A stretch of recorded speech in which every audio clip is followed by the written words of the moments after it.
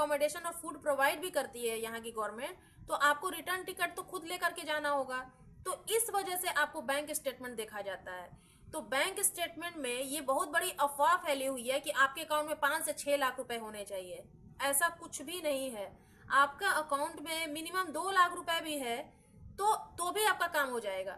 ऐसा नहीं है कि 5 से 6 लाख रुपए अगर आपके पास हैं तभी आपको वीजा मिलेगा, नहीं तो वीजा नहीं मिलेगा। तो ये मन से अपने आप निकाल दीजिए कि इनको बैंक स्टेटमेंट हमें क्यों देना है। ओनली 3 मंथ्स का डिपॉजिट ही आपको दिखाना है। अगर आपके पास 2 लाख रुपए से कम है तब भी चलेगा। ऐसा नहीं है कि आपको वीजा नहीं मिलेगा। आपको सिर्फ जेन्युइन रहना है और इनके सामने अपने आप को प्रूफ करना है। अगर आप झूठ बोलेंगे तो ऐसे ये लोग पकड़ लेंगे, क्योंकि यहाँ के लोग झूठ बिल्कुल नहीं बोलते हैं कुछ भी। मतलब समझ लीजिए कि इंडिया का जस्ट अपोजिट है ये सब जो कंट्रीज है ना। इंडिया में क्या होता है, बहुत से लोग झूठ बोल देते हैं, जुगाड़ बनाते हैं, कहीं ना कहीं से मतलब करके फ्रॉड वगैरह करके अपना काम करवा लेते हैं। यहाँ पर ऐसा कुछ भी नहीं चलता है। जो है आप सामने फेस टू फेस क्लियर है यहाँ पर सब कुछ।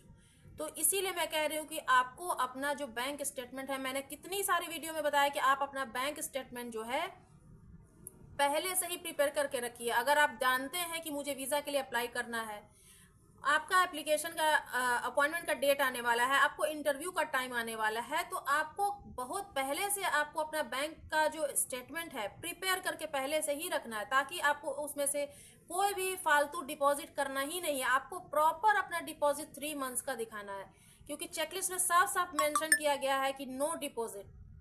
तो अभी भी आपको, मुझे उम्मीद है कि ये बात समझ में आ गई होगी कि रिफ्यूजल का, रिजेक्शन का कारण क्या है।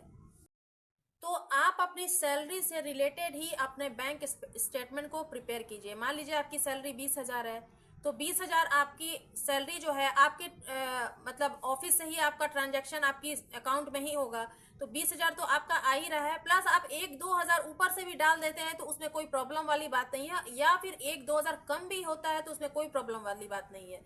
लेकिन अगर 20,000 से ज्यादा, मान लीजिए कि एकदम से 50,000 आपने डाल दिया, फिर नेक्स्ट मंथ आपने डाल दिया 2 लाख रुपए, तो ये फ्रॉड साफ साफ दिख रहा है और ये उनको दिख जाता है।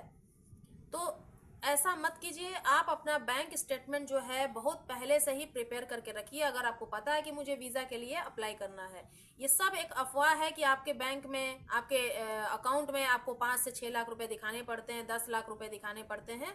तो ऐसा कुछ नहीं है, कोई घबराने वाली बात नहीं है। आपको सिर्फ जेन्युइन रहना है कि आपको किस तरह से अपना डॉक्यूमेंट जो है एकदम जेन्युइन तरीके से आपको प्रिपेयर करना होता है।